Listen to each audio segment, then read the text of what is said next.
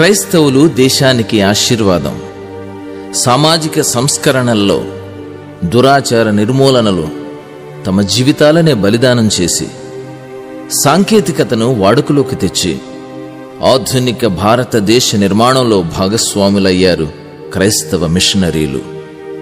దేశ సౌభాగ్యం కాంక్షిస్తూ, దేశాభివృద్ధిలో తమ వంతు పాత్ర పోషిస్తూ, సువార్త చాటిస్తూ, దేవుని ప్రేమను క్రియలతో చూపిస్తూ సమాజ సేవ చేస్తున్నారు క్రైస్తవులు.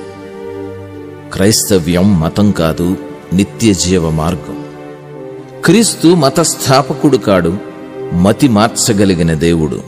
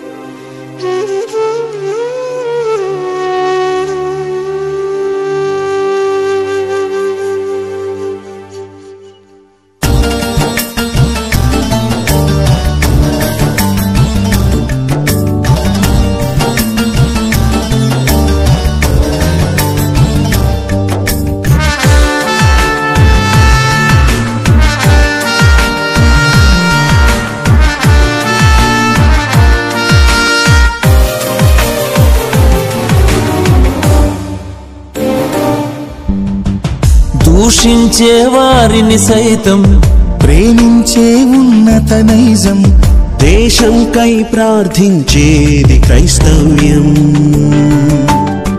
దూషించే వారిని సైతం ప్రేమించే ఉన్నత నైజం, దేశంకై ప్రార్థించేది క్రైస్తవ్యం. మతం కానిది సన్మార్గం, క్రీస్తు నేర్పిన సౌశీల్యం. మతం కానిది సన్మార్గం, క్రీస్తు నేర్పిన సౌశీల్యం. ఇది ప్రాచీనం కాదు పాశ్చాత్యం, ఇది ప్రాచీనం కాదు పాశ్చాత్యం. క్రైస్తవులం మేము భాగ్యవంతులం, ఏక మనసుతో దేవుని పని చేసేదం. మేము భాగ్యవంతులం, ఏక మనసుతో దేవుని పని చేసెదం. దూషించే వారిని సైతం ప్రేమించే ఉన్నత నైజం, దేశంకై ప్రార్థించేది క్రైస్తవ్యం.